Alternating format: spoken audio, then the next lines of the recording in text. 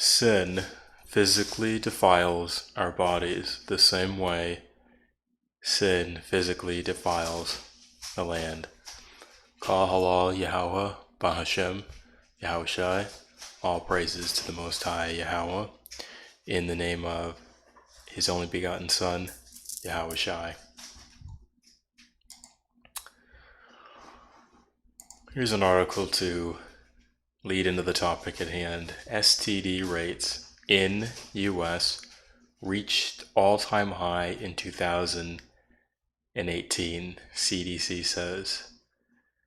STD, as we know, stands for sexually transmitted disease. And let's take a look at that word disease for further edification.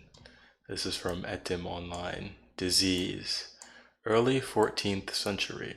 Discomfort, inconvenience, distress, trouble. From Old French. And a lot of times we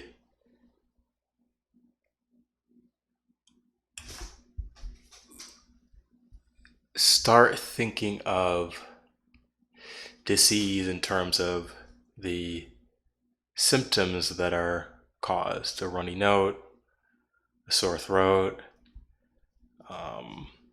pain in liver, pain in heart palpitations, any number of things that are diseases in the human body. But ultimately, those diseases, as many will attest to, and I will point to one such doctor, those diseases boil down to two simple things. One is parasitic organisms, and two are toxins. Ultimately, as we know of the elect, it's sin, but our body contaminated with parasitic organisms and toxins is the physical manifestation of our iniquity. This article is from cancertutor.com. The title is Dr. Hulda Clark Promoted Prevention Over Cure. Little background on Dr. Hulda Clark. It was a noble ambition. Prevention of diseases, not cure or treatment, should be society's foremost goal. One that Dr. Hulda Clark relentlessly pursued within the naturopathic medicine field.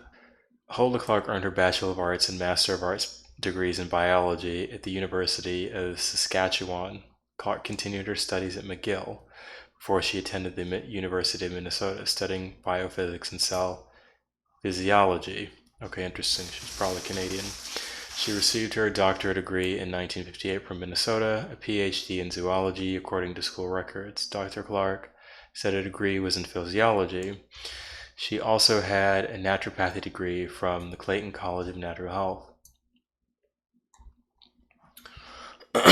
Okay, so apparently this author is casting some doubts on her background, but let's take a look at this piece, which is most relevant to the topic at hand. Dr. Clark developed a device, the synchrometer, which she claimed to use for detection of various substances in the human body. Based on her research, Dr. Clark suggested that all diseases are caused by only two things: parasites or toxins. She further believed that elimination of either or both in the body would result in the disease being eliminated. She advocated treatments that included herbal cleansing and administering electromagnetic waves to the affected organs. And as those who've seen the previous lessons that I've done, you'll see some parallels with things like herbal cleansing and the concept of electricity powering our bodies and the world around us. Now, going back to the first article, STD rates in US reach an all-time high in 2018, and I'm sure 2019 will be a very similar story. At the same time, the iniquity of the daughter of Babylon has reached an all-time high. No surprise there. And that iniquity is resulting in this explosion of what the CDC is referring to as sexually transmitted diseases. But what Dr. Hulda Clark would tell you is the acquisition of parasites or toxins. Now, let's take a look to get more of a spiritual understanding in the book of Leviticus. Leviticus 18 and 24. Defile not ye yourselves in any of these things, for in all these the nations are defiled, which I cast out before you. Now let's take a look at the word defile.